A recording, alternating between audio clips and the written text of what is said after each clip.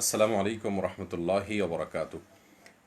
সুপ্রিয় দর্শক শ্রোতা ভাই বোন, আমি দুঃখিত যে দুইবার চেষ্টা করেছি ল্যাপটপ থেকে, কিন্তু নেট সমস্যার কারণে আমাদের কথা পরিষ্কার আসছে না, কেটে কেটে আসছে। সেজন্য আমরা মোবাইল থেকে সরাসরি লাইভে আসছিলাম, যাতে করে আমাদের যে কথাগুলো বলা হয়নি সেগুলো বলা সম্ভব হয়। আহ, আমরা বলছিলাম যে মসজিদ উন্মুক্ত হওয়ার যে ঘোষণা আমরা আজকে শুনলাম, সেই ঘোষণাকে কেন্দ্র করে আমাদের মধ্যে নানা রকমের কথা উঠছে। অনেকে এটাকে ভালোভাবে দেখছেন, অনেকে খারাপভাবে দেখছেন। আহ, আমরা এই বিষয়ে কিছু কথা বলবো ইনশাআল্লাহ। যদি আমাকে পরিষ্কার আপনারা শুনে থাকেন, একটু মন্তব্যের ঘরে আপনারা লিখুন যে সাউন্ড পরিষ্কার কিনা। সাউন্ড যদি পরিষ্কার হয়ে থাকে তাহলে আপনারা মেহরবানি করে বলুন। আহ, আমরা যে বিষয়টি বলতে চাচ্ছিলাম যে, যেহেতু মার্কেটগুলো ওপেন হয়ে গেছে, যাচ্ছে, ঘোষণা হয়ে গেছে, তারপরে আমরা জানি গার্মেন্টস খুলে দেওয়া হয়েছে, মানুষ মসজিদের মানুষ বাহিরে বের হবে, রাস্তাঘাটে যাবে, এবং প্রচুর পরিমাণ মানুষ বাহিরে যাবে, এটা হলো স্বাভাবিক। এরকম পরিস্থিতিতে মসজিদে মানুষ গিয়ে সালাত পড়ার প্রয়োজন থাকবে। অর্থাৎ মানুষ নামাজ কোথায় পড়বে? মানুষ মার্কেটে যখন যাবে, শপিং মলে যখন যাবে, সামনে ঈদ আছে, মানুষ বের হবে, এটাই হলো বাস্তবতা। যখন মানুষ বের হবে, এটা অনেকটা নিশ্চিত ঘোষণা হয়ে গেছে, তাহলে সেক্ষেত্রে মসজিদগুলো বন্ধ থাকার কোনো যৌক্তিক কারণ থাকতে পারে না। আমরা বলেছিলাম, বিবিসি বাংলা গত 4 মে অর্থাৎ পরশুদিন একটা রিপোর্ট, একটা প্রতিবেদন তারা করেছে। সেই প্রতিবেদনে তারা বলেছে যে একটা শিরোনাম, প্রতিবেদনের যে শিরোনামটা ছিল বেশ গুরুত্বপূর্ণ। সেই শিরোনামে তারা স্পষ্ট উল্লেখ করেছে যে লকডাউনে হচ্ছে না, ইমিউনিটি হচ্ছে বাংলাদেশের একমাত্র ভরসা। এই রিপোর্টে অধ্যাপক নজরুল ইসলাম নামে বাংলাদেশের শীর্ষ ভাইরোলজিস্ট বা স্বাস্থ্য বিশেষজ্ঞ এবং ভাইরোলজিস্ট একই সঙ্গে, তিনি সহ বেশ কয়েকজন সংশ্লিষ্ট বোদ্ধাদের মতামত নিয়েছে বিবিসি বাংলা। সেখানে তাদের মতামতের ভিত্তিতে বিবিসি বাংলা যে শিরোনাম করেছে সেটা হলো লকডাউনে হচ্ছে না, ইমিউনিটিতেই অগ্রসর হতে হচ্ছে বাংলাদেশকে, অর্থাৎ ইমিউনিটির উপরেই ভরসা রাখতে হচ্ছে। তার মানে এই শিরোনাম এবং আপনার সংশ্লিষ্ট ভাইরোলজিস্টদের বক্তব্য থেকে তারা বোঝাতে চাচ্ছে যে সরকার লকডাউন থেকে আস্তে আস্তে বের হতে চাচ্ছে। প্রত্যেকটা মানুষকে যার যার মতো করে ইমিউনিটি আপনার বাড়ানো, রোগ প্রতিরোধ ক্ষমতা বৃদ্ধি করা, সেই সাথে সতর্কতা এবং শারীরিক দূরত্ব বজায় রেখে ধীরে ধীরে যেন তারা স্বাভাবিক জীবনযাপনে ফিরে যান, সেজন্য সরকার শিথিল করার দিকে যাচ্ছে।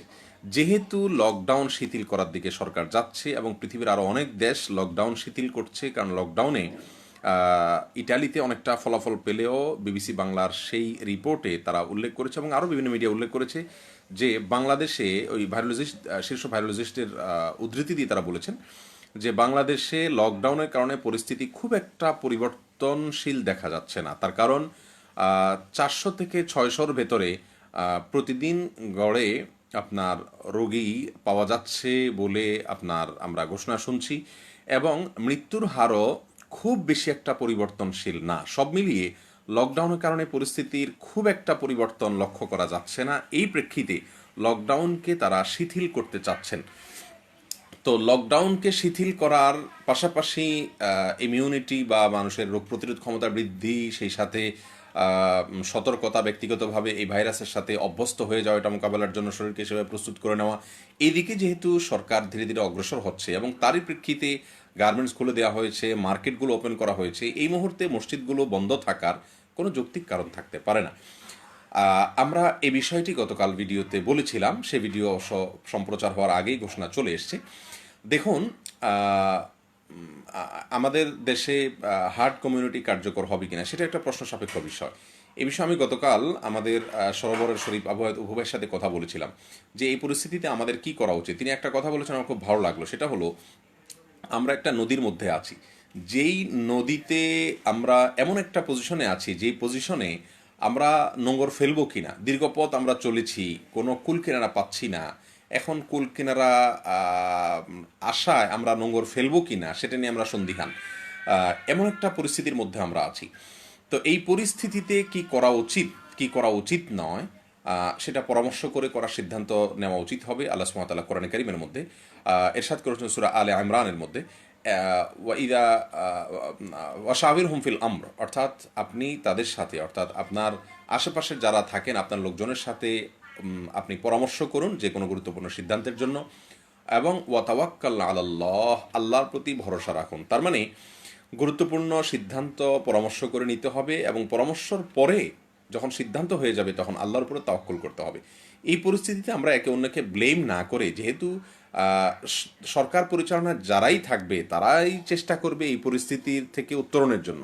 এই পরিস্থিতি কন্টিনিউ থাকলে অর্থনীতি ধ্বংস হবে, দেশের অবস্থা খারাপ হবে, এটা পৃথিবীর কেউই চাইবে না, কোনো সরকারই চাইবে না। অতএব সরকার যদি সঠিক সিদ্ধান্ত নিতে না পারে তাহলে তার খেসারত আমাদেরকে দিতে হবে, আর সিদ্ধান্ত যদি সঠিক হয় তার কল্যাণও আমরা আলহামদুলিল্লাহ পাবো।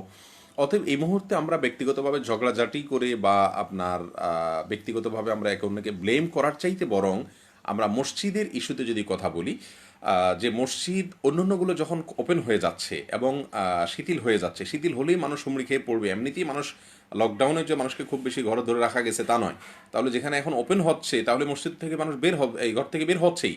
বের হলে মানুষ নামাজ কোথায় পড়বে? সেক্ষেত্রে মসজিদ উন্মুক্ত করার প্রয়োজন দেখা দিবে। রমজানের শেষ দশক, এবাদতের দশক রয়েছে, ঈদের সামনে উপলক্ষ রয়েছে, এই সবগুলোকে সামনে রেখে মসজিদ ওপেন করার এই মুহূর্তে কোনো বিকল্প থাকতে পারে না। হ্যাঁ, কেউ বলতে পারেন যে তাহলে আপনারা কিছুদিন আগে বলেছিলেন মসজিদে সমাগম না করে বাসায় নামাজ পড়ার জন্য, তাহলে এখন মসজিদ ওপেন করার কথা কেন বলছেন? দেখুন, আমরা আলোচনার আরেকটু পরে গিয়ে বলবো যে এই পরিস্থিতিতে আমরা বাসায় সালাত আদায়ের ব্যাপারে অনেক ভাই জানতে চেয়েছেন যে এই পরিস্থিতিতে আমরা যদি ভয়ের কারণে, আশঙ্কার কারণে বাসায় নামাজ পড়তে চাই, মসজিদে না যেতে চাই, তাহলে ইসলামী শরীয়তের দৃষ্টিকোণ থেকে সেটা কোনো নিষিদ্ধ কোনো কিছু হবে কি না। তো এই বিষয়ে আমরা কথা বলবো ইনশাআল্লাহ। তার আগে যেটি বলতে চাচ্ছি সেটা হলো, আমরা আগে কেন নিষেধ করছিলাম, আবার এখন কেন বলছি মসজিদ উন্মুক্ত হওয়াটাই যৌক্তিক। আগেরটাকে আমরা একটু ব্যাখ্যা করি। আমরা তখন বলেছিলাম সেই পরিস্থিতিতে প্রথমত আমরা কিন্তু কেউ বুঝতে পারছিলাম না যে কোন দিকে যাচ্ছে পরিস্থিতি, কি হচ্ছে। সেই মুহূর্তে আমাদেরকে সতর্কতা অবলম্বন করার প্রয়োজন ছিল। ইসলাম আমাদেরকে সতর্ক থাকতে বলেছে, যেখানে ভয়, শঙ্কা, আতঙ্ক এবং বিপদের সম্ভাবনা রয়েছে সেই জায়গা থেকে সতর্ক থাকার জন্য ইসলাম আমাদেরকে নির্দেশ করেছে। এ বিষয়ে রাসূল করিম সাল্লাল্লাহু আলাইহি সাল্লামের পরিষ্কার হাদিস রয়েছে যে কোনো ক্ষতি যদি অথবা বিপদের যদি আশঙ্কা হয় মসজিদে আসলে, জামাতে আসলে, তাহলে বাসায় নামাজ পড়ার এরকম পরিস্থিতিতে নির্দেশ তিনি দিয়েছেন, বিভিন্ন সাহাবা একরাম দিয়েছেন। আমাদেরকে তো কোরআন এবং হাদিসের কাছে সমর্পণ করতে হবে। সে হাদিসের আলোকে এবং সারা পৃথিবীর বেশিরভাগ উলামা একরামের ফতোয়াকে সামনে রেখে সেটার আলোকে আমরা বলেছিলাম মসজিদে সমাগম না করে বাসায় নামাজ পড়ার জন্য। যেহেতু আমাদের লকডাউন থাকছে না, আস্তে আস্তে শিথিল হচ্ছে এবং সীমিত পরিসরে লকডাউন ওপেন হচ্ছে এবং আপনার মানুষজন বাসাবাড়ি থেকে বের হচ্ছে, সালাতের সময় মানুষের সালাতের প্রয়োজন দেখা দিচ্ছে, এরপরে গিয়ে লকডাউনে পরিস্থিতি খুব একটা পরিবর্তন হচ্ছে বলে মনে করছে না আমাদের বিশেষজ্ঞগণ। সব বিষয়কে সামনে রেখে আমরা এখন সিদ্ধান্ত এটাকে মনে করছি যে মসজিদ খোলাটাই এখন যৌক্তিক। দেখুন, একই সিদ্ধান্ত ইসলামী শরিয়াতে এই জাতীয় সিদ্ধান্তগুলো পরিস্থিতি পরিবর্তন হওয়ার কারণে সিদ্ধান্তগুলো পরিবর্তন হয়। অনেকে বলতে পারেন যে তখন আপনারা যে সিদ্ধান্ত দিয়েছিলেন সেটা তো সরকার মেনে নিয়েছে, এখন আবার সরকারের সিদ্ধান্ত আপনারা মেনে নিয়েছেন কিনা? উত্তর হলো না। গত রাত্রে আমার কাছে SMS এসছে, আমার মতামত জানতে চাওয়া হয়েছে মসজিদ খোলার বিষয়ে। আমি বলেছি যে হ্যাঁ, এই পরিস্থিতিতে মসজিদ খোলার দিকে যাওয়া দরকার, তবে আমার মনে হয় আরেকটু পরে সিদ্ধান্তটা আসলে মনে হয় ভালো ছিল। অর্থাৎ গার্মেন্টস এবং মার্কেটগুলো তো 10 তারিখ থেকে খোলার কথা, শপিং মল এবং মার্কেটগুলো খুলে গেলে তারপরে বোধহয় মসজিদের দিকে আমরা আসলে সেটা ভালো ছিল।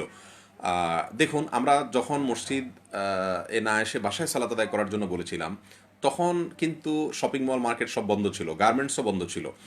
তো সেই পরিস্থিতিতে মসজিদ যদি উন্মুক্ত থাকতো আর এই ভাইরাস মসজিদ থেকে ছড়াইতো, তাহলে সারা জীবনের জন্য মসজিদকে আসামির কাঠগড়ায় দাঁড় করানোর চেষ্টা করতো কিছু লোক, যেটা আমাদের জন্য উচিত হতো না। যেখানে বিকল্প রয়েছে সেখানে মসজিদকে আসামির কাঠগড়ায় দাঁড় করানো, এটা আমাদের জন্য ভুল হতো। সেই প্রেক্ষিতে আমরা বলেছিলাম, এখন যেহেতু শপিং মল খুলেছে, মার্কেট খুলেছে, গার্মেন্টস খুলেছে, মানুষজন বের এমনিই হচ্ছে, আরও বের হবে, তাহলে এই পরিস্থিতিতে মসজিদকে এককভাবে দোষারোপ করবার, আল্লাহ না করে যদি সেখান থেকে ছড়ায়, দোষারোপ করবার কোনো সুযোগ এখন আর থাকছে না। পুরো পরিস্থিতিকে সামনে রেখে আমরা মনে করছি যে মসজিদ উন্মুক্ত হওয়ার ঘোষণা হওয়া দরকার ছিল এবং আহ্বান গতকালকে আমরা ভিডিওতে রাখছিলাম। আর ফতোয়া বিষয়টাই হলো, বা ওলামা একরাম মুফতিগঞ্জ যে ফতোয়া দিয়ে থাকেন, সেটা অবস্থা যখন পরিবর্তন হয় ফতোয়ার পরিবর্তন হয়। একটা লোক সুস্থ থাকলে যে ফতোয়া হবে, অসুস্থ হলে ভিন্ন ফতোয়া হবে। অনেকে বলবেন যে করোনা ভাইরাস কি চলে গেছে, ফতোয়া তাহলে পরিবর্তন কেন, সিদ্ধান্ত পরিবর্তন কেন হলো? উত্তর হলো, ভাই, করোনা ভাইরাস চলে যায়নি, করোনা ভাইরাস শেষ হয় নাই, কিন্তু করোনা ভাইরাস প্রতিরোধের জন্য লকডাউনের যে সিদ্ধান্ত নেওয়া হয়েছে সেটা খুব একটা কার্যকর হচ্ছে না, সেটা খুব একটা পরিবর্তনশীল দেখা যাচ্ছে না তার মাধ্যমে পরিস্থিতি। সেই কারণে লকডাউন যেহেতু ওপেন হচ্ছে বা শিথিল হচ্ছে, সেই ক্ষেত্রে পরিস্থিতি চেঞ্জ হচ্ছে। পরিস্থিতি চেঞ্জ হয়েছে, করোনা ভাইরাস যায়নি, কিন্তু মানুষজন বাসার বাইরে সব জায়গায় যেতে পারবে, শুধু মসজিদে যেতে পারবে না, এটাতে কোনো যৌক্তিক হতে পারে না। এই কারণে আমরা মসজিদ ওপেন হওয়ার সিদ্ধান্ত এর সপক্ষে, এবং গতকালকেই আমরা এই বিষয়ে কথা বলেছি। রাতে আমার মতামত জানতে চাওয়া হয়েছে, আমি আমার মতামত জানিয়েছি মেসেজের মাধ্যমে। তো আমাদের মতামতে কিছু আসে যায় না, কিন্তু ব্যক্তিগতভাবে একজন কর্মকর্তা আমাকে জানতে চেয়েছেন, আমি আমার মত বলেছি। যাই হোক, তো আমরা তখন নিষেধ করেছিলাম, একে তো সব বন্ধ হয়ে গেছে, তখন শুধু মসজিদ খোলা থাকলে রিস্কের জায়গা থাকতো, মসজিদকে আসামি করার সুযোগ ছিল। এখন এখন সেই সুযোগটা নেই, এখন সবগুলো ওপেন হয়ে গেছে, মসজিদকে দৌড় দেওয়ার সুযোগ থাকবে না। আর তাছাড়া এখন সব জায়গায় মানুষ বের হচ্ছে, মানুষজন বের হচ্ছে, মসজিদ তো খোলা না করে নামাজ কোথায় পড়বে? মার্কেটে গেলে মার্কেটে তো মসজিদ খুলতে হবে, না খুললে সে মার্কেটে মানুষ নামাজ পড়বে কিভাবে? সব কিছু মিলিয়ে আমরা মনে করি যে মসজিদ খোলার সিদ্ধান্তটি এখন এটা সময়োচিত সিদ্ধান্ত হয়েছে এবং এটা প্রয়োজন ছিল। তবে দুঃখিত, আমি একটু কারেকশন করছি আমার আগের কথা, সময়চিত না। আমরা বলবো যে আরেকটু যদি পরে হতো, মার্কেটগুলো খুলে যাওয়ার পরে মসজিদের সিদ্ধান্ত আসতো, আরেকটু পরিস্থিতি পর্যালোচনা করে, আমার মনে হয় সেটা ভালো ছিল। আপাতত যেটুকু হয়েছে, 12টি শর্ত দেয়া হয়েছে ইসলামিক ফাউন্ডেশন থেকে, যে আপনার ঘোষণা আসছে, সেই ঘোষণাপত্রে 12টি শর্ত দেওয়া হয়েছে। সেই শর্তগুলোকে আমরা যেন মেনে চলি, সেটা হলো আমাদের বড় বিষয়। মন্তব্য এক ভাই লিখছেন, দেখছি আমি, যে সরকারের সিদ্ধান্তকে জায়েজ করার টিপস। দেখুন, আমরা যখন মসজিদের বিষয়ে বলেছি ইসলামিক ফাউন্ডেশনের মিটিংয়ে, আমাদের কথা অনুযায়ী কিন্তু সিদ্ধান্ত হয়নি। প্রথম মিটিংয়েও হয়নি, দ্বিতীয় মিটিংয়েও হয়নি, দুইটা মিটিংয়েই কিন্তু আমাদের কথা অনুযায়ী মানে ইসলামিক ফাউন্ডেশনের সিদ্ধান্ত আসেনি। অতএব সরকার আমাদের কথা শুনছে বা আমরা সরকারের কথা শুনে কথা বলছি, এ ধরনের উদাহরণ কেউ করে নিজে গুনাহগার হবেন না রমজান মাসে অন্তত, আল্লাহর ওয়াস্তে। আমরা কাউকে বৈধতা দেওয়ার জন্য বলছি না, আমরা তখন বিরোধিতা করেছি, আমাদের কথার সপক্ষে সরকার ছিল না, এবং ওলামা একরামের বড় একটা অংশ, আমাদের দেশের সিনিয়র যাদেরকে আমরা খুব বেশি শ্রদ্ধা করি, আমাদের মুরব্বী ওলামা একরামের অনেকেই কিন্তু আমাদের সাথে একমত ছিলেন না। এখন যে কথা বলছি আমি, সেই কথাটা, এই পরিস্থিতি, আপনারা একটু আমার কথাটা আবার যদি মেহরবানি করি, অনুগ্রহ করে আবার একটু শুনেন। মার্কেট যখন খুলছে, শপিং মল খুলছে, গার্মেন্টস খুলছে, মানুষ এমনিতেই লকডাউনে বাসায় ধরে রাখা যাচ্ছে না, বাহিরে হচ্ছিল নানা কারণে, পেটের দায়ে, নানা কারণে। এর মধ্যে যখন সব কিছু ওপেন হচ্ছে এবং ধীরে ধীরে ওপেন হচ্ছে, তখন মানুষ কি পরিমাণ বের হবে সেটা বলাই বাহুল্য। এই পরিস্থিতিতে মানুষের নামাজ পড়তে হবে কিনা বাইরে, মসজিদ না খুললে মানুষ নামাজটা কোথায় পড়বে, মানুষ নামাজ কাজা করবে। অতএব এই পরিস্থিতিতে মসজিদ খোলার আমি কোনো বিকল্প দেখছি না। তবে আবারও বলছি, আমার ব্যক্তিগত মত ছিল যে মসজিদ আরও পরে যদি খোলা হয় সেটা ভালো হতো, আর একটু পরে যদি খোলা হতো সেটা ভালো হতো। কিন্তু সিদ্ধান্ত যেটা হয়েছে, আমাদের উচিত হবে আল্লাহর কাছে এখন দোয়া করা, আল্লাহ যেন এই সিদ্ধান্তের ভিতরে বরকত দান করেন, কল্যাণ দান করেন, এই সিদ্ধান্ত যেন আমাদের জন্য কল্যাণ বয়ে আনে, কোনো প্রকার ক্ষতি যেন এখানে এর ভিতরে না থাকে। আমরা পাটাপাটি না করে, পাল্টাপাল্টি না করে, একে অন্যকে ব্লেম না করে, দোষারোপ না করে, আল্লাহর ওয়াস্তে আসুন, রমজানের শেষ দশক সামনে আছে, ইবাদত দিকে মনোনিবেশ করি। এবং আমি বলছি, একজন জানতে চেয়েছেন 3 ফুট দূরত্ব রাখা নিয়ে কি বলবো, অনেকে জানতে চেয়েছেন এই মুহূর্তে বাসায় যদি নামাজ পড়েন, মসজিদে না যান ভয়ের কারণে, আতঙ্কের কারণে, সেক্ষেত্রে কি করবেন। অনেকে জানতে চেয়েছেন 12টা শর্ত কি। দেখুন, 12টা শর্তের ভিতরে একটা হলো, আমার যতগুলো মনে আছে, একটা হলো বাসা থেকে উজু করে আসতে হবে, উজুখানা মসজিদে অফ রাখতে হবে, আরেকটা হলো কোনো কার্পেট রাখা যাবে না, আরেকটা হলো আপনার হ্যান্ড স্যানিটাইজারের ব্যবস্থা রাখতে হবে প্রত্যেকটা মসজিদে প্রবেশদ্বারে। আমাদের পেজ ইনশাল্লাহ বিষয় আমরা পোস্ট করবো আজকে রাতে। আরেকটা হলো যে এক কাতার ফাঁকা রেখে আরেক কাতার করতে হবে, অর্থাৎ আমরা সাধারণত যে কাতারগুলো থাকে, এই কাতারগুলোর একটা কাতার মানুষ দাঁড়াবে, পরের কাতার ফাঁকা থাকবে, তারপরে তৃতীয় কাতারে মানুষ দাঁড়াবে, এইভাবে দাঁড়াতে হবে। সেই সাথে আপনার মাস্ক পরে সকলকে মসজিদে আসতে হবে। এবং সেই সাথে আরেকটা শর্ত হলো আপনার শারীরিক দূরত্ব, যেটাকে সোশ্যাল ডিস্টেন্স বলা হচ্ছে, শারীরিক দূরত্ব সেটা বজায় রাখতে হবে, অর্থাৎ একে অন্য থেকে একদম মিলে মিলে দাঁড়াবে না, এই শর্ত দেওয়া হয়েছে। এবং সেই সাথে শর্ত দেওয়া হচ্ছে সুন্নত নামাজগুলো বাসায় পড়বে, মসজিদে কোনো সুন্নত নামাজ পড়া যাবে না, শুধু ফরজটুকু পড়ে বাসায় বা যার যার অবস্থানস্থলে চলে যেতে হবে। এই হলো মোটামুটি শর্তগুলো। 12টা শর্তের আরও বিস্তারিত আমরা ইনশাআল্লাহ বিদিনিল্লাহ কিছুক্ষণ পরেই আমাদের পেজে পোস্ট করব। সেটার পোস্ট রেডি হয়ে গেছে ইতিমধ্যে, আমরা সেটা ইনশাআল্লাহ ইফতারের পরে পোস্ট করব। তো এই শর্তগুলোর কথা সরকার বলছে। দেখুন, এখন আমরা যারা দায়িত্বশীল আছি, আমরা যারা 5 ওয়াক্ত নামাজ পড়ি, আমাদের প্রত্যেকটা মানুষের দায়িত্ব হলো, যারা আনন্দিত হচ্ছেন মসজিদ খুলেছে দেখে, অথবা যারা এই টাইমে খোলাটা অনুপযুক্ত মনে করেন, সিদ্ধান্তটা ইম্যাচিউর ডিসিশন মনে করেন, আপনাদের সবার কর্তব্য হলো এই মুহূর্তে সতর্কতার সর্বোচ্চ লেভেলে পৌঁছা, আমাদেরকে স্বাস্থ্যবিধি মানার ব্যাপারে দৃষ্টান্ত স্থাপন করা। মার্কেটগুলো, গার্মেন্টসগুলো তারা যা না পারছে আমরা তা যেন করে দেখাতে পারি, সেই জায়গায় আমাদের যাওয়ার চেষ্টা আমার মনে হয় প্রত্যেকের করা উচিত। এবং জি ভাই, একজন জানতে চেয়েছেন যে এই মুহূর্তে বাসায় নামাজ পড়ে মসজিদে না গেলে গুনাহ হবে কিনা। আমরা বলছি সে বিষয়ে ইনশাআল্লাহ। আমি মূল কথা আবার ফিরে আসছি যে এই মুহূর্তে আমাদের উচিত হবে মসজিদগুলোকে আমাদের সম্পূর্ণ নিরাপদ করার জন্য, নিরাপদ রাখার জন্য সর্বোচ্চ সতর্কতা অবলম্বন করা। আজ মাগরিবের পরে আমার মসজিদে মিটিং কল করা হয়েছে, আমি সভাপতিকে বলেছি মিটিং কল করার জন্য, সভাপতি সাহেব সহ আমরা সবাই বসবো ইনশাআল্লাহ। আমাদের মসজিদে একজন মানুষও যারা অসুস্থ আছেন, পুরো মহল্লাতে আমরা জানি কোন কোন বিল্ডিংয়ে অসুস্থতা আছে, সেই অনুযায়ী তাদেরকে আমরা পরামর্শ দেবো না আসার জন্য, এবং হার্ডলি সেটা দেখা হবে। সেই সাথে স্বাস্থ্যবিধি পরিপূর্ণভাবে যাতে ফলো করা হয়, হ্যান্ড স্যানিটাইজার রাখা হবে, টিস্যু মোটা রাখা হবে, কেউ 40 সময়টা ইউজ করতে পারবে, আগে পরে মসজিদ পরিষ্কার করা হবে, এবং বৃদ্ধ অসুস্থদেরকে না আসার ব্যাপারে মনিটর করা হবে, এবং যত রকমের মানে সতর্কতা হতে পারে সবগুলো অবলম্বন করা হবে ইনশাআল্লাহ বিদিনিল্লাহ। এটা আমাদের জায়গা থেকে আমরা করব। আমার মনে হয় সারা বাংলাদেশের আমরা যারা ইমাম আছি, খতিব আছি, মসজিদের দায়িত্বশীল আছি, কর্তৃপক্ষ রয়েছেন, অথবা আমাদের সাধারণ মুসল্লি ভাইরা রয়েছেন, আমাদের প্রত্যেকের কর্তব্য হবে প্রত্যেকে এক্ষেত্রে স্বেচ্ছাসেবকের ভূমিকা থেকে যাতে করে মসজিদগুলো সম্পূর্ণ নিরাপদ থাকে এবং মুসল্লিদের সমাগমের ফলে কোনো প্রকার বিপদের আশঙ্কা না হয়, এটাকে মানে সতর্ক থাকার জন্য সর্বোচ্চ চেষ্টা আমাদের করে যেতে হবে। এটা হলো সতর্কতার বিষয়। আর মসজিদ ওপেনের বিষয় বলছি, মসজিদ ওপেন না হওয়ার কোনো কারণ থাকতে পারে না। আমরা যখন বলেছি মসজিদ বন্ধ থাকার জন্য, তখন সব কিছু বন্ধ হয়ে গেছে এবং পরিস্থিতি বোঝা যাচ্ছিল না। এখন পরিস্থিতি এটুকু অন্তত বোঝা গেছে যে লকডাউনে এভাবে আমাদের দেশে চলতে পারে না, চলছে না, এবং লকডাউন রেখেও খুব একটা অবস্থার পরিবর্তন থাকা যাচ্ছে না। এখন ইমিউনিটির উপরে ভরসা করতে হচ্ছে। তার মানে সিদ্ধান্ত চেঞ্জ করছেন সরকার তাদের পরামর্শকদের মতামতের ভিত্তিতে। সব মিলিয়ে যেহেতু সব কিছু ওপেন হচ্ছে, তাহলে এখন আর মসজিদ বন্ধ থাকার কোনো যৌক্তিকতা থাকতে পারে না। আলহামদুলিল্লাহ, মসজিদ এদের বন্ধ থাকার কারণে মসজিদকে দোষারোপ করার, আসামির কাঠগড়ায় দাঁড় করানোর কোনো সুযোগ ইসলাম বিরোধীরা, নাস্তিকরা, বামপন্থীরা, ইসলামের সমালোচকরা, মুসলমানদের চিহ্নিত শত্রুরা পায় নাই আলহামদুলিল্লাহ। এই করোনা ভাইরাস প্রেক্ষিতে আমরা অন্তত বলতে পারি যে মসজিদ সীমিত সময়ের জন্য সীমিত আকারে যে খোলা ছিল, বাকি মানুষ সমাগম করেনি, এর ফলে কিন্তু মসজিদগুলোকে দোষারোপ করার যে রাস্তা খোলার কথা ছিল, সে রাস্তাটি খোলেনি এবং বন্ধ হয়েছে, সেটি আলহামদুলিল্লাহ। যাই হোক, এবার আমরা একটা মাসআলাতে আসি। সেটা হলো যে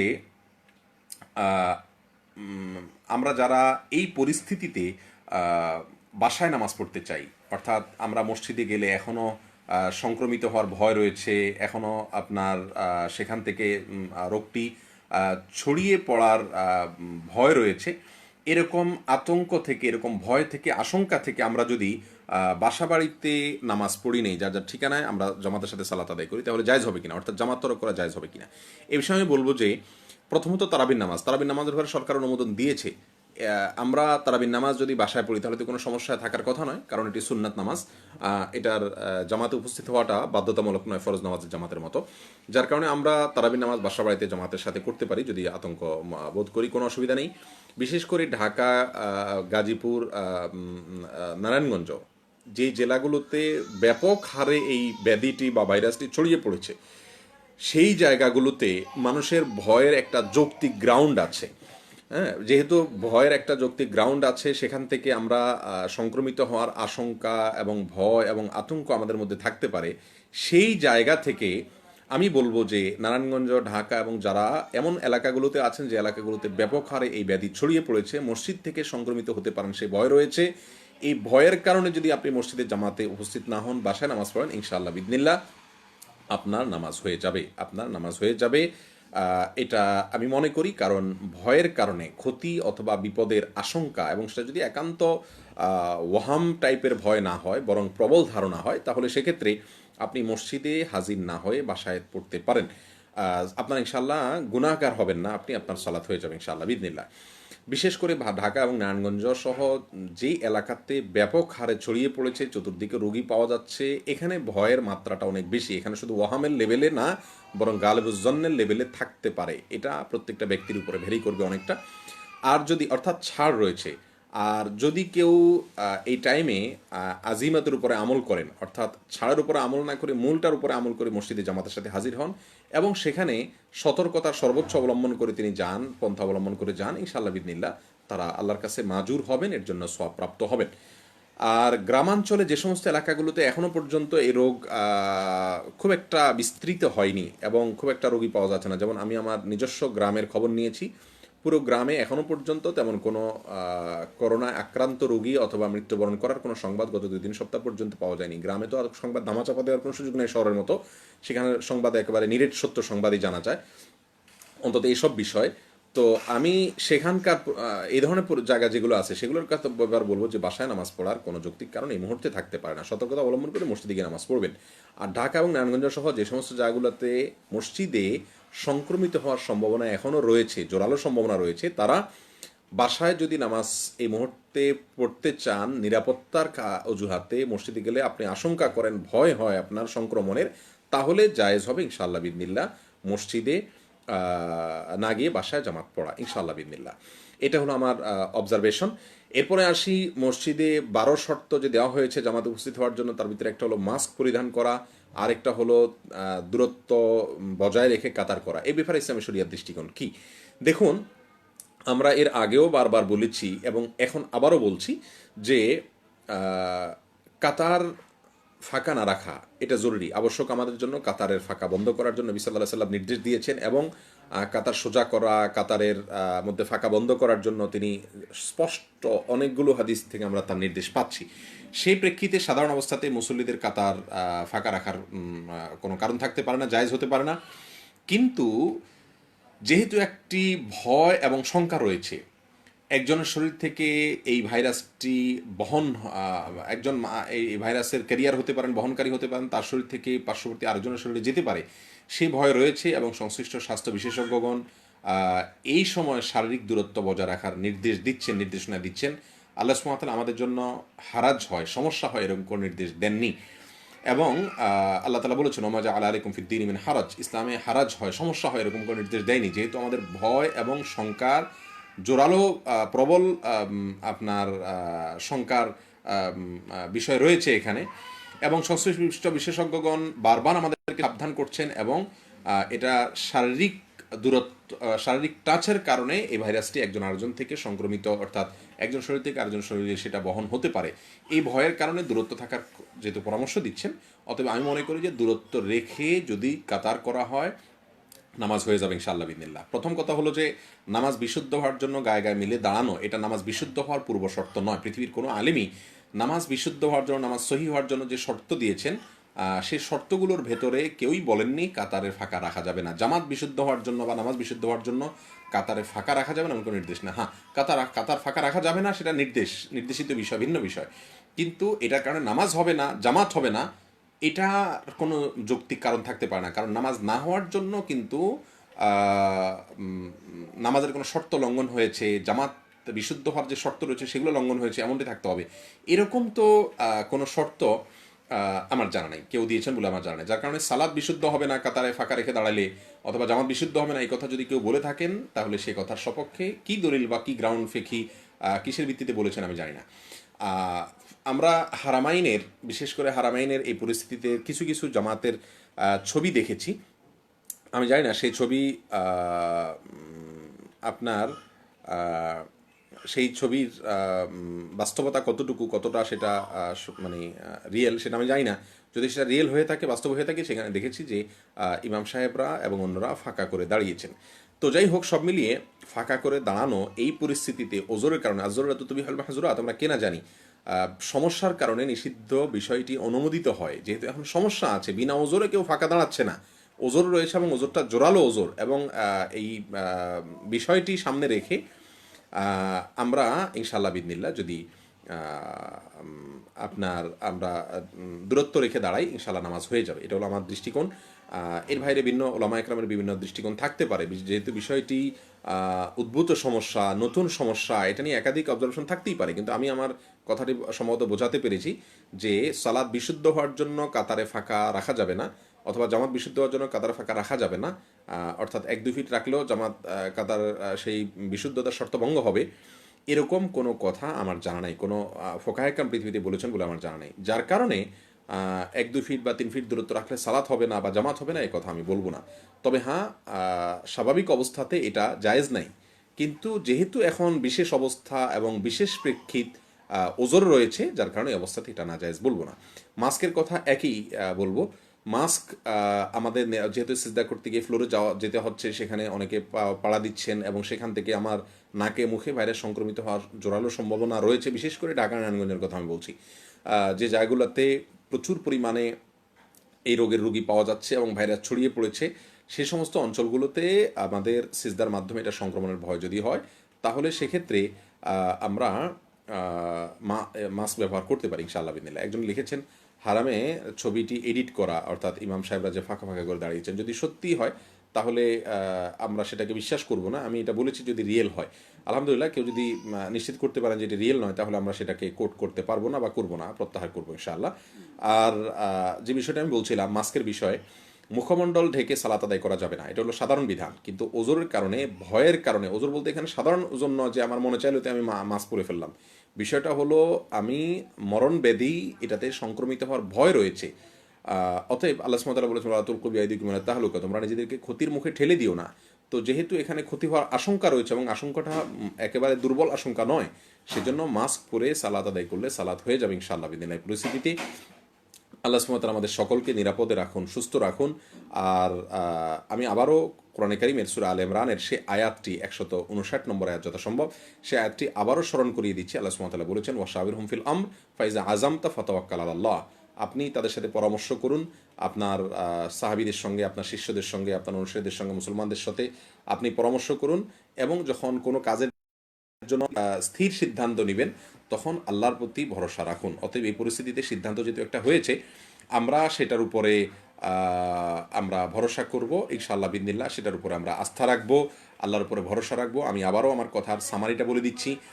এই মুহূর্তে মসজিদ খোলা রাখা, আমাকে যদি ব্যক্তিগতভাবে মতামত চাইতো কেউ, তাহলে আমি বলতাম মসজিদ খোলার ব্যাপারে আরেকটু সময় নেন, আরেকটু সময় নিয়ে তারপরে নেন। দোকানগুলো, মার্কেটগুলো ওপেন হবে 10 তারিখ থেকে, তারপরে করেন মসজিদটা, পরিস্থিতি আর একটু দেখেন। আর তবে হ্যাঁ, খোলার সপক্ষে আমি মৌলিকভাবে, বিশেষ করে গার্মেন্টসে খুলেছেই, সেই সাথে আমাদের শপিং মল, মার্কেটগুলো যদি খোলে, মসজিদ বন্ধ থাকার কোনো যৌক্তিক কারণ থাকতে পারে না। মানুষ বাহিরে বের হয়ে যাবে, হাজার হাজার মানুষ বাইরে থাকবে, আর মসজিদগুলো বন্ধ থাকবে, নামাজ পড়তে পারবে না, এটার কোনো যৌক্তিক কারণ থাকতে পারে না। তখন নিরাপদ থেকে স্বাস্থ্যবিধি মেনে আমরা মসজিদে যাব। যখন আমরা নিষেধ করেছিলাম মসজিদের সমাগমের বিষয়ে, তখন পরিস্থিতি বোঝার জন্য, নিরাপদ থাকার জন্য এবং আমাদের সতর্কতার জন্যই এটা করতে হয়েছিল। যেহেতু লকডাউনে কাজ হচ্ছে না, শিথিল করতে হচ্ছে, এখন সেই বিধান আর থাকার কোনো কারণ থাকতে পারে না। আল্লাহ তাআলা আমাদের সকলকে সঠিকতার উপরে অটল রাখুন, অবিচল রাখুন। আমরা সবাই কিন্তু যার যার বুঝ অনুযায়ী আমরা চেষ্টা করি নিরাপদ, ভালো এবং সঠিক সিদ্ধান্ত দিতে। মূলত সঠিক কোনটা এবং কোনটা আসল আমাদের জন্য কল্যাণকর, সেটা একমাত্র আল্লাহ রাব্বুল আলামিন ভালো জানেন। সেজন্য প্রিয় দর্শক, শ্রোতা ভাই বোন, আমরা এই পরিস্থিতিতে কেউ নিজের মতামত নিয়ে গর্ব না করে, লড়াই না করে, আমরা বিতণ্ডা না করে, আসুন আল্লাহর দিকে রুজু করি, আল্লাহর দিকে ধাবিত হই। আমাদের দেশের মতো গরিব দেশ, ঘনবসতির দেশ, জনবহুল দেশে পরিস্থিতি যদি উন্নতি দিকে না যায়, তাহলে আমরা যে ক্ষতির সম্মুখীন হব সেটা হয়তো পুষিয়ে নেওয়া আমাদের জন্য কঠিন হবে, মহা কঠিন হবে, বরং অসম্ভব হয়ে যাবে। অতএব আসুন আল্লাহর দিকে আমরা রুজু হই, আমরা ইস্তেগফার করি। এবং ইফতার পূর্ব মুহূর্ত কোনো কোনো হাদিস থেকে দোয়া কবুল হওয়ার কথা জানা যায়। অতএব আসুন দোয়া করি, আল্লাহ তাআলা আমাদের দেশের প্রতি রহম করুন, এবং আমাদের দেশে যারা আল্লাহর অবাধ্য রয়েছি, যারা আল্লাহকে অস্বীকার করেন, তাদেরকে আল্লাহ তাআলা হেদায়েত নসিব করুন। আর আমাদেরকে আল্লাহ তাআলা হেদায়েত নসিব করুন। অনেকে জানতে চেয়েছেন আমার রমাদান নিয়ে। আমি আলহামদুলিল্লাহ বাসায় তারাবি পড়ছি, খতম তারাবি পড়ছি। আমার ছেলে হিফজ করেছে আলহামদুলিল্লাহ, মেয়েও হিফজ শেষ করেছে। তাদের মাধ্যমে আমরা তারাবি পড়ছি খুব ধীরস্থিরতার সাথে। তারাবি আমরা বাকি রমজান ইনশাআল্লাহ বাসায় পড়ব। 5 ওয়াক্ত সালাতের বিষয়ে আমরা বলেছি যে যারা ঢাকা, নারায়ণগঞ্জ যে সমস্ত এলাকাতে আপনার খুব বেশি এই ভাইরাসটি ছড়িয়ে পড়েছে, সংক্রমিত হওয়ার জন্য ভয় খুব বেশি করছেন, তারা বাসা বাড়িতে যদি এই টাইমে জামাতের সাথে নামাজ পড়েন, 5 ওয়াক্ত নামাজ, ইনশাআল্লাহ তারা গুনাহগার হবেন না। তারা তো পড়তেই পারেন, সে সাথে 5 ওয়াক্ত নামাজও পড়তে পারেন। জুমার নামাজটা অবশ্যই মসজিদে গিয়ে পড়বেন, যথাসম্ভব নিরাপদ দূরত্ব এবং নিরাপদ আপনার স্বাস্থ্যবিধি সবগুলো মেনে তারপরে ইনশাআল্লাহ বিদিনিল্লাহ। আর এই অবস্থায় যদি কেউ মসজিদে গিয়ে সালাত আদায় করেন, আজিমতের উপরে খেয়াল করতে বলেন, তাহলে সেক্ষেত্রে আজিমতের উপরে অর্থাৎ মূল বিধানের উপরে খেয়াল করে যদি মসজিদে গিয়ে সালাত আদায় করেন, তাহলে ইনশাআল্লাহ বিদিনিল্লাহ তারা আল্লাহর কাছে সওয়াবপ্রাপ্ত হবেন। তবে অবশ্যই তাকে স্বাস্থ্য সচেতন থাকতে হবে, নিরাপদ থাকার চেষ্টা করতে হবে। যারা অসুস্থ ফিল করছেন তাদের জন্য মসজিদে আসা এই মুহূর্তেও জায়েজ হবে না, বিশেষ করে জ্বর, সর্দি, কাশি সহ যে সমস্ত সিমটমগুলো করোনার রয়েছে তাদের জন্য আগের মতো এখন একই কথা, মসজিদে আসা জায়েজ হবে না। আল্লাহ সুবহানাহু ওয়া তাআলা আমাদের সবার প্রতি রহম করুন। অনেকে জানতে চেয়েছেন যে গার্মেন্টসের বা আপনার শপিং মলগুলো খুলে দেওয়া সরকারের সিদ্ধান্ত সঠিক কিনা। দেখুন, এটা আমাদের মতো মানুষের জন্য বলা কঠিন, হাইপোথেটিক্যাল বিষয়। পুরো বিষয়কে তারা পর্যালোচনা করছেন, অবজার্ভ করছেন। আমাদের দৃষ্টিতে সব কিছু নয়, যা তাদের দৃষ্টিতে আছেন। খোলা চোখে বললে তো আপনাদের অন্য 10 জনের মতো আমিও বলবো যে এটা আত্মঘাতী বা এটা ক্ষতিকর, ছড়িয়ে পড়বে, এভাবে হয়তো আমিও করব। কিন্তু সার্বিক পরিস্থিতি পর্যালোচনা করে তারা সিদ্ধান্ত নিয়েছেন। আমরা দোয়া করি আল্লাহ তাআলা তার ভিতরে কল্যাণ দান করুন এবং আমাদের সবাইকে আল্লাহ সুবহানাহু ওয়া তাআলা সতর্ক থাকার তৌফিক দান করুন। এই পরিস্থিতিতে আমরা অকারণে বাসা থেকে বের হব না। বিশেষ করে শপিং মেলা এবং মার্কেট খোলাকে কেন্দ্র করে আমরা বলতে চাই যে ঈদকে সামনে রেখে আমরা রমজানের শেষ দশককে নষ্ট করে মার্কেটে হুমড়ি খেয়ে পড়তে যাব না। এক তো আমাদের নিরাপত্তার বিষয়টি রয়েছে, ভয় রয়েছে, আবার সেই সাথে ইবাদত এর সময় নষ্ট হওয়ার আশঙ্কা রয়েছে। সব মিলে এবার ঈদটা চলুক না আমাদের সাদামাঠাভাবে, কেনাকাটা খুব বেশি একটা না করে আমরা বরং আল্লাহকে সন্তুষ্ট করার দিকে অগ্রসর হই, লাইলাতুল কদরের জন্য আমরা চেষ্টা করি। আল্লাহ তাআলা আমাদের সবাইকে তৌফিক দান করুন। আরেকটি আবেদন আমি রাখবো, মসজিদগুলো আমরা জানি খুব কষ্টের মধ্যে আছে, মসজিদগুলো ঋণী হয়ে আছে। আমরা সবাই যতটুকু সম্ভব ভালোভাবে চলার চেষ্টা করছি, যে যতটুকু পারছি। আল্লাহর ঘরগুলো এই পরিস্থিতিতে ঋণী হয়ে থাকবে সেটা কোনোভাবেই হতে পারে না। আমরা অনুরোধ করেছি, একটা ভিডিওতে আমাদের পেজে পোস্ট হয়েছে কিছু জোহরের আগে পরে বোধহয়, সে কথা আবার রিপিট করছি, আপনার আশেপাশের আপনার মহল্লার মসজিদে আপনি আপনার সাধ্য অনুযায়ী দান করুন। অন্য সময় 100 টাকা দিতেন, এখন 10 টাকা হলেও দেন। মসজিদ স্টাফদের বেতন ভাতার বিষয়টি রয়েছে, বিদ্যুৎ বিল সহ বিভিন্ন খরচের বিষয় রয়েছে, সেই সাথে মাদ্রাসাগুলোর কথাও বলবো। এগুলোতে আমাদের দানের হাতকে সম্প্রসারিত করি এবং সেই সাথে আল্লাহর দিকে আমরা রুজু হই। আল্লাহ তাআলা আমাদের সবাইকে সেই তৌফিক দান করুন এবং ব্যক্তিগত বর্ষা বিতর্ক ছেড়ে আসুন আমরা আল্লাহর দিকে রুজু হই। আমাদের একটা বড় সমস্যা হলো যে আমরা খুব বেশি বিতর্ক প্রবণ। আমাদের মানুষকে আল্লাহ তাআলা এভাবে সৃষ্টি করেছেন, খলিকাল ইনসানু ওয়াকানা আকসারু শাইইন ওয়াকানা ইনসানু আকসারা শাইইন জাদালা। মানুষ বেশি আপনার বিতর্ক করে। আমরা বাংলাদেশের মানুষ বোধহয় এই চরিত্রটা আমাদের ভিতরে আরও বেশি। অতএব আল্লাহর রাস্তায় বিতর্ক না করে আমরা আল্লাহর দিকে রুজু হই। যার যার মত আমরা সুন্দরভাবে বলতেই পারি, কোনো সমস্যা নেই। কিন্তু খুব বেশি বিতর্কে জড়ানো দরকার নাই। রমজান মাস, ইবাদতের মাস, ঝগড়া করা এই মাসে এমনি নিষেধ। সেখানে আমরা অনলাইনে অফলাইনে সব ধরনের বিতর্ক থেকে বেঁচে থাকি। ইফতার আগ মুহূর্তে দোয়া কবুল হয়। আমরা সবাই সবার জন্য দোয়া করি। যারা সুস্থ আছেন আল্লাহ তাআলা তাদেরকে আরও নিরাপদে রাখুন, সুস্থ রাখুন। সেই সাথে যারা অসুস্থ আছেন আল্লাহ তাআলা তাদেরকে সুস্থতা নসিব করুন। যারা মৃত্যুবরণ করেছেন তাদেরকে আল্লাহ তাআলা সান্ত্বনা নসিব করুন। আমাদের জন্য যেন কল্যাণ হয়, যে সিদ্ধান্ত হয়েছে সেই সিদ্ধান্তের ভিতরে যেন কল্যাণ থাকে। আসুন আমরা সবাই মিলে সে দোয়া করি। আমরা তো এবার কেউ দ্বিমত নই, যে কেউ দ্বিমত করছি না যে এই আমরা কল্যাণ চাই। অতএব আল্লাহ তাআলা যে সিদ্ধান্ত নেওয়া হয়েছে এর ভিতরে যেন কল্যাণ দান করেন। আল্লাহ পারেন না এমন কিছু নয়, নাই। অতএব আমরা সেই সিদ্ধান্ত সে দোয়া করতে থাকি। হারামাইন ইতিমধ্যে আমরা জানি যে হারামাইনের শেখ সুদেশ সহ হারামাইনের প্রেসিডেন্ট এবং আরও অন্যরা সংশ্লিষ্টরা ঘোষণা দিয়েছেন যে হারামাইন অচিরে খুলে দেওয়া হবে। অচিরের মানে কতদিন সেটা তারা অবশ্য বলেননি, দিনক্ষণ ঠিক করে বলেনি। তারা বলেছেন পরিস্থিতি স্বাভাবিক হলে অচিরেই খুলে দেবেন, তার মানে খুলে দেওয়ার জন্য তারা প্রস্তুত। আল্লাহ সুবহানাহু ওয়া তাআলা আমাদের সবাইকে রহম করুন। একজন এতেকাফের কথা বলেছেন। এতেকাফের বিষয়ে আমরা আরও 1 সপ্তাহ আগে বলেছি একটা ভিডিওতে। এতেকাফ এই পরিস্থিতিতে অর্থাৎ লকডাউনের মধ্যেও কিন্তু এতেকাফ করা যেত বা যায়, কারণ মসজিদে এতেকাফ 2-4 জনই করে, বেশি করে না। অতএব 2-4 জন মানুষ নিরাপদ দূরে থেকে মসজিদের ভিতরে এতেকাফ করা সম্ভব, বাসা যেরকম তারা করতেন। সেক্ষেত্রে মসজিদ কর্তৃপক্ষ তাদের মহল্লাতে কারা কারা লকডাউনে বাসা থেকে ওটা বের হন নাই, সেফে আসেন, তাদেরকে নির্দিষ্ট করে চিহ্নিত করে তাদেরকে এতেকাফের সুযোগ করে দেওয়া লকডাউনের মধ্যেও সম্ভব ছিল। আর এখন তো মসজিদ ওপেন হয়েছে, অতএব এতেকাফ অবশ্যই করা যেতে পারে। তবে সব ক্ষেত্রেই স্বাস্থ্যবিধি এবং নিরাপত্তার বিষয়টিকে সর্বোচ্চ জোর দিয়ে দেখে তারপরে সিদ্ধান্ত নিতে হবে, সামনে অগ্রসর হতে হবে। আল্লাহ সুবহানাহু ওয়া তাআলা আমাদের সকলকে সেই তৌফিক দান করুন, ভালো রাখুন, সুস্থ রাখুন। আমি আপনাদের সবার কাছে দোয়া চাই, আমিও দোয়া করি ইনশাআল্লাহ বিদিনিল্লাহ। অনেকে জানতে চাচ্ছেন প্রশ্নোত্তর সেশন কখন হবে। ইনশাআল্লাহ বিদিনিল্লাহ যথারীতি বৃহস্পতি শুক্রবারে আমরা প্রশ্নোত্তর সেশন করে থাকি। আশা করছি দুপুরে হবে এবং সে বিষয়ে আপনাদেরকে যথাসময়ে ঘোষণা দেওয়া হবে ইনশাআল্লাহ বিদিনিল্লাহ। যারা হতাশাগ্রস্ত তাদের জন্য আমরা বলেছি যারা আতঙ্কগ্রস্ত তারা বাসা জামাতে নামাজ পড়তে পারবে না এই অবস্থাতে, ইনশাআল্লাহ তারা জামাত তরকের গুনাহগার হবেন না। আর হতাশার কোনো কারণ নেই, মুমিন আল্লাহর প্রতি ভরসা করবে। কুল্লা ইউসিবানা ইল্লা মা কাতাবাল্লাহু লানা হুয়া মাওলানা ওয়া আলাল্লাহি ফালিয়াতাওয়াক্কালিল মুমিনুন। অর্থাৎ আমাদের আল্লাহর পক্ষ থেকে যা লেখা আছে নসিবে তার বাইরে কিছুই হবে না, এই বিশ্বাস আমাদের থাকতে হবে, আল্লাহর প্রতি ভরসা থাকতে হবে, সেই সাথে সতর্কও থাকতে হবে। আল্লাহ তাআলা আমাদের সবাইকে ভালো রাখুন, সুস্থ রাখুন। আমরা কোনো বিষয় নিয়ে কাউকে পারস্পরিকভাবে গালমন্দ করব না, ব্লেম করব না, অভিযোগ দিব না, কুধারণা করব না। মানুষের অন্যের ভরে মন্তব্য যত না করা যায় নেগেটিভ, ততই আমার জন্য কল্যাণ। করলে সওয়াবের কোনো সম্ভাবনা খুব একটা নাই, বরং গুনাহের সম্ভাবনা সমূহ রয়েছে। বিধায় আল্লাহ তালা আমাদেরকে রহম করে। যে হারাম এখনও খোলেনি, আমরা বলেছি যে খোলা তারা চিন্তাভাবনা রাখছেন। আর সৌদি আরবে কিন্তু কোনো কিছুই খোলেনি খুব একটা, সেই হিসাবে মসজিদগুলোর সে রয়েছে। কিন্তু আমাদের দেশের প্রেক্ষাপটটাও যে আমাদের দেশে অন্য সব কিছুই খুলে যাচ্ছে এবং লকডাউন খুব একটা কার্যকর হচ্ছে না, অভাবী দেশ, জনবহুল দেশ, ধরে রাখা যাচ্ছে না এভাবে, যার কারণে সব কিছু যেহেতু খুলছে সেই প্রেক্ষিতে মসজিদ বন্ধ থাকার কোনো কারণ থাকতে পারে না। তবে হ্যাঁ, আর একটু পরে হলে এবং আরও সতর্কতার সাথে হলে আরও বেশি ভালো হতো।